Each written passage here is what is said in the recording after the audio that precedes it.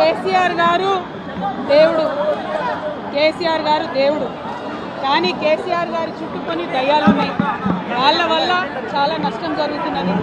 పార్టీలో ఉండేటటువంటి నాకు, నేను కేసీఆర్ గారి కూతుర్ని, అంతరంగికంగా నేను రాసినటువంటి లేఖనే బయటికి వచ్చిందంటే మరి ఇతర సామాన్యుల సంగతి, ఇతరుల పరిస్థితి ఏంటి పార్టీలో అనేది ఇవాళ చర్చ జరగాల్సినటువంటి అవసరం ఉన్నది. దానికోసమే ఇవాళ నేను మీతో మాట్లాడుతూ ఉన్నాను. రెగ్యులర్గా నేను ఇచ్చిన ఫీడ్బ్యాక్ అందులో స్పెషల్ ఏం లేదు.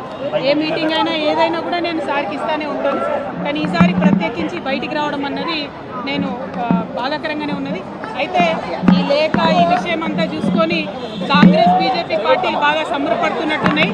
కోతి కొబ్బరికాయ దొరికినట్టుగా ఏదో బీఆర్ఎస్ పార్టీ ఆగమైంది, కేసీఆర్ గారికి ఏమో అంత సీన్ లేదు. మా నాయకుడు కేసీఆర్ గారే, కేసీఆర్ గారి నాయకత్వంలోనే తెలంగాణ బాగుపడుతుంది, ముందుకు పోతుంది అని ఎటువంటి అనుమానం లేదు. కేసీఆర్ గారి నాయకత్వంలోనే బీఆర్ఎస్ పార్టీ కూడా ముందుకెళ్తుందని చెప్పి నేను బలంగా పార్టీలో ఉన్నటువంటి చిన్న చిన్న లోపాలను డిస్కస్ చేసుకొని సవరించుకొని కోవట్లను పక్కకు జరుపుకుంటూ ముందుకు పోతే పార్టీ 10 కాలాల పాటు చల్లగుంటుంది అనేటువంటి నా భావన.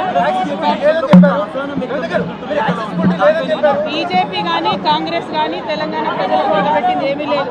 2 పార్టీలు కూడా తెలంగాణను ఫెయిల్ చేసినాయి. ఆ 2 పార్టీలకు కూడా ఆల్టర్నేటివ్ కేసీఆర్ గారి నాయకత్వమే. ఆ కేసీఆర్ గారి నాయకత్వంలోనే తెలంగాణ ముందుకు పోతుందని చెప్పి నేను బలంగా నమ్ముతా ఉన్నాను. Thank you.